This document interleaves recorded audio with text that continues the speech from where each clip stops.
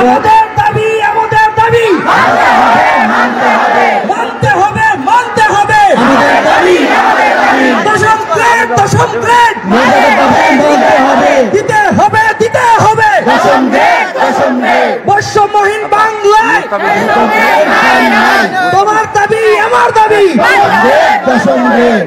ধন্যবাদ সকলকে। এবার বক্তব্য উপস্থাপনের জন্য অনুরোধ করছি কিশোরগঞ্জ থেকে আগত বেলায়েত হোসেন হায়দার পায়েল। এই মনির ভাই এরপরে গলাচিপা থেকে মুস্তাফিজ। বিসমিল্লাহির রহমানির রহিম। আসসালামু আলাইকুম। অনেক কষ্ট করে সমগ্র বাংলাদেশ থেকে আমাদের প্রাণপ্রিয় শিক্ষকবৃন্দরা আসছেন এখানে। লজ্জা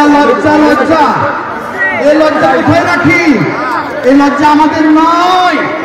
এই লজ্জা হচ্ছে যারা আমাদের কাছে লেখাপড়া শিখে বড় অফিসার হয়েছেন তাদের লজ্জা।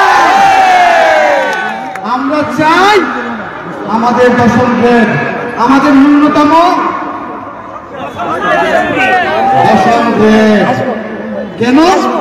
আমাদের কাছ থেকেই আপনারা লেখাপড়া শিখে বড় বড় অফিসার হয়েছেন, তার কোনো বিকল্প হতে পারে না।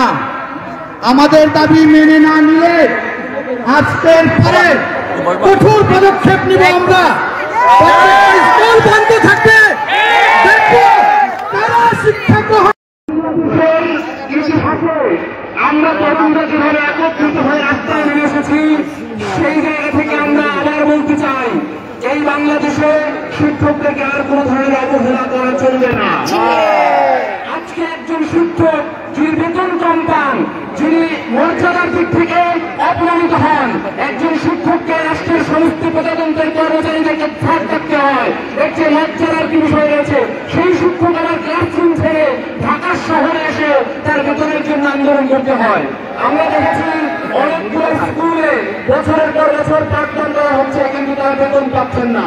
আমরা দেখেছি শিক্ষকদের দশম গ্রেডের যে দাবি, তারা কিন্তু বলছেন না আমাদেরকে বাড়ি করে দেন, গাড়ি করে দেন, আমাদেরকে এই করে দেন। তারা শুধু বলতে চাইছেন বর্তমান যে বাজার ব্যবস্থা, সেই বাজার ব্যবস্থার সাথে মিলিয়ে যেন আমি থাকতে থেকে বেতন দেওয়া হোক, এটা কিন্তু বলেন নাই।